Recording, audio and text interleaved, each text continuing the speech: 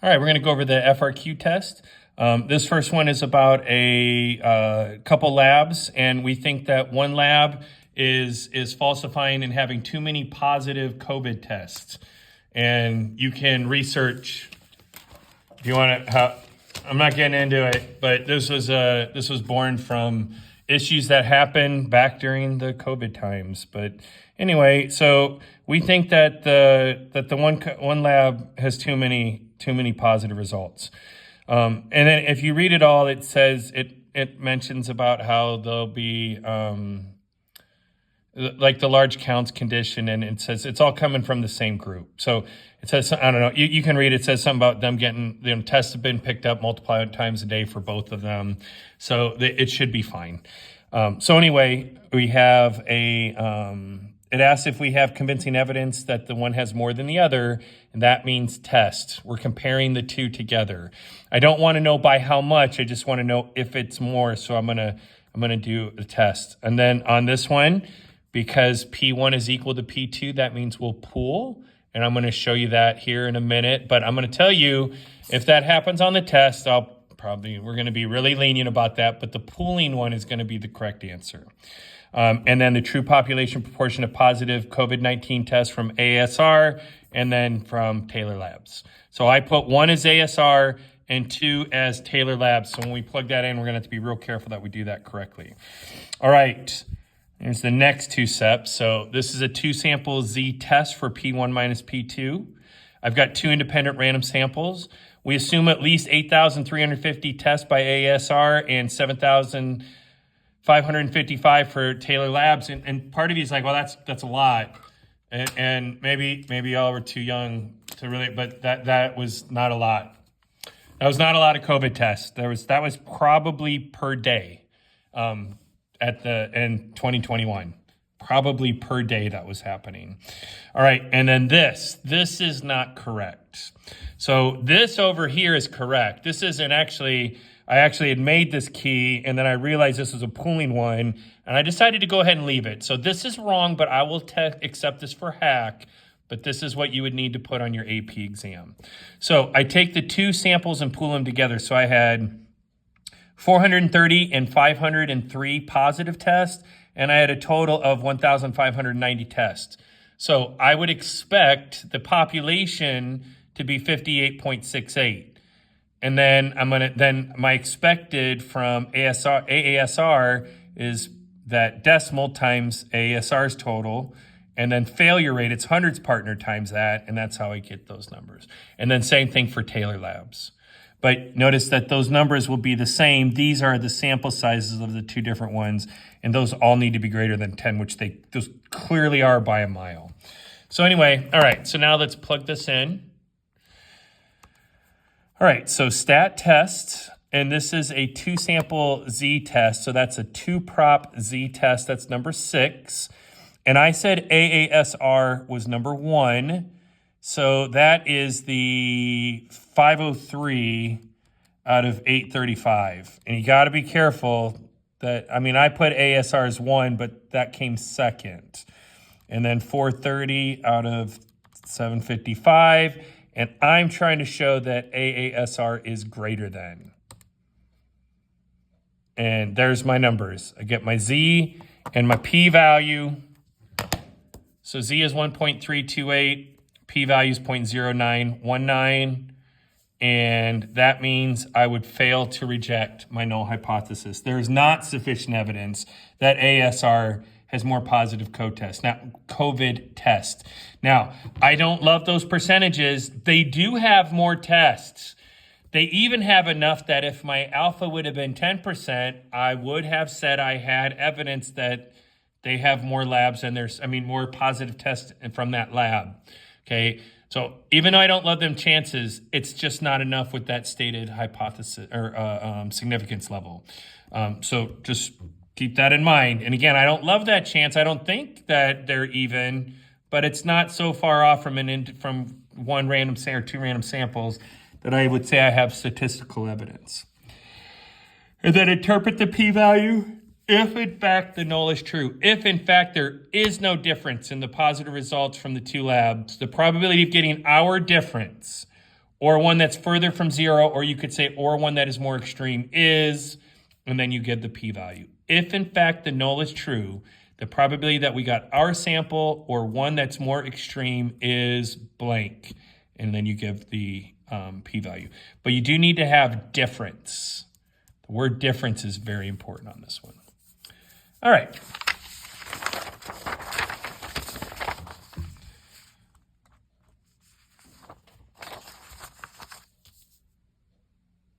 Okay, so here we go. So the next one is about a diet pill from Extreme 30. I don't even know where I came up with that. I don't know. Anyway, and we had 300 men that are at least 50 pounds overweight, and that's important for context.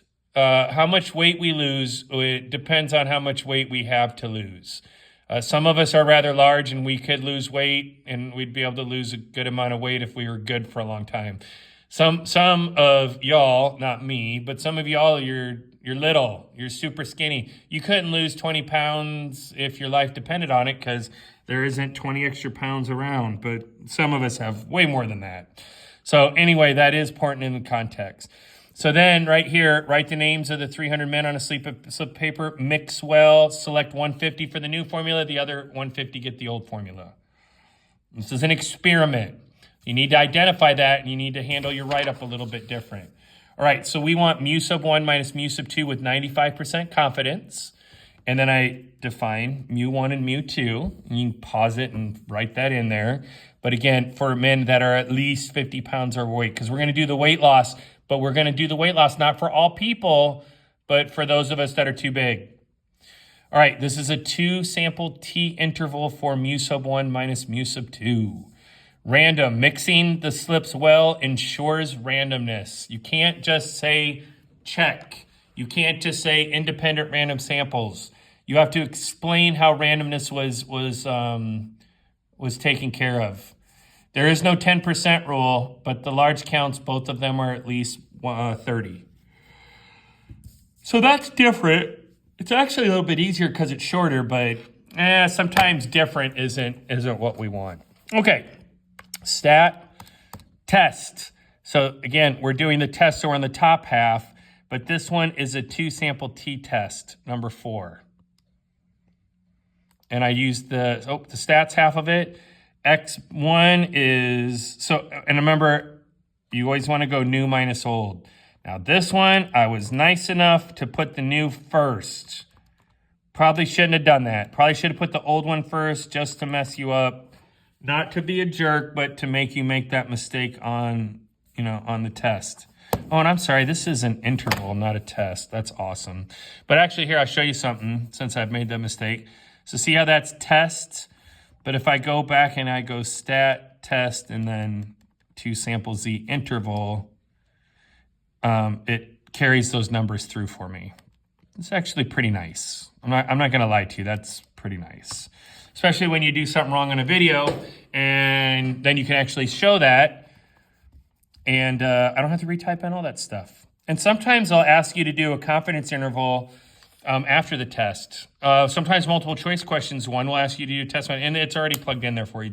It's kind of nice. And then we always say pooled no if it asked. If we pool, it won't ask. It'll just do it. And there's my confidence interval. I'm sorry I did a test first. That's kind of dumb. But whatever, we got it fixed. And again, notice it prompts me with my degrees of freedom, get the degrees of freedom in there. Wait a minute, why is that 294.1? It's because it says 294.18 whatever here. Don't worry about it. Just get it down there on the answer. Okay? And then we're 90% confident that the true difference in the population mean weight loss of men at least 50 pounds overweight is contained in the interval from 1.303 to 2.897. And again, I know that doesn't seem like it's that much, but that's the difference. So everybody lost weight, but everybody that took the new formula lost more weight. And that's a big deal. And again, this is just what they think the average is equal to. Oh, sorry, I got that off the screen. Just what they think the average of it is equal to. Not. It wasn't like the one who lost the most weight was 2.8 pounds more. It was as the mean of the entire group. Does the new interval support the claim that the new formula is better? Yes, since the entire interval of plausible values is greater than 0, the new formula is better because I did new minus old. If I did old minus new, it'd be negative 2.897 to negative 1.303. And that still would have been evidence that it was better for the new formula. It had just been because those negative, all the numbers were negative. But always do new minus old. Always do new minus old. You'll be happier that way. All right, and then this one. This is the data question. Again, there will be no data question on the test. Just be nice this time. Also, I didn't have these typed in because I guess I thought you would like to watch me type these in. I bet not, but here we are. Also, again, for about the 100th time, if you double, here, I'll show you. Get rid of both those. If I double tap 55, oh, of course, that time it did it.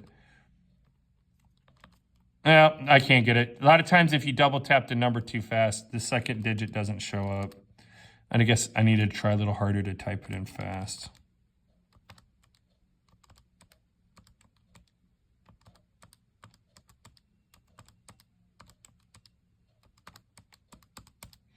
Okay, also, if I highlight that last one, see how it says L211, that's the 11th piece of data. There were 11 phone calls, 12 on the other one.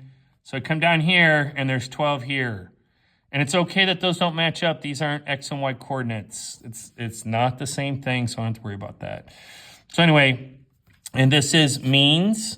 And this one is a means test because I'm just trying to show if one is bigger than the other one. So stat, test, 2 sample, T test. And then this is data, although again, we won't have to worry about that one. And I'm trying to show that mu1 is less than mu2.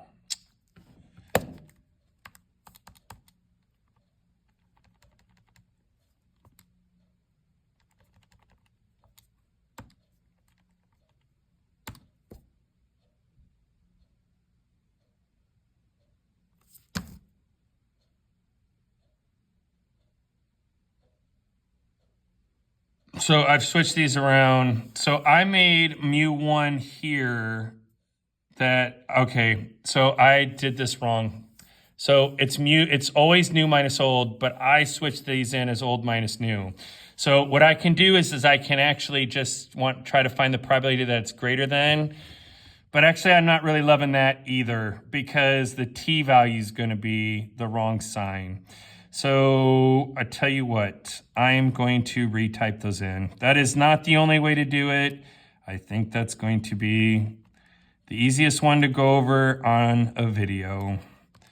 So I need to put the new ones into L2. I guess it's not all bad that I just made that mistake. It certainly isn't going to make the video shorter.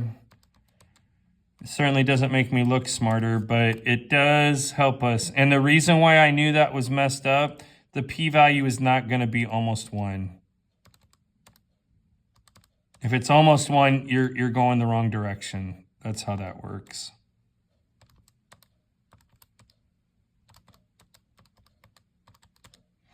All right. Now the beauty part is I won't have to mess with this because this was already ready to go. And then there's the numbers. And there's the numbers I want. So T is negative. And there it is. And the p-value 0.014. Degrees of freedom 14.75. So there you go. All right. So back up here now. I think we already talked about it. So 2 sample t-test for mu1 minus mu2. 2 independent random samples. There are at least 120 school days and 110 school days in the 2 years.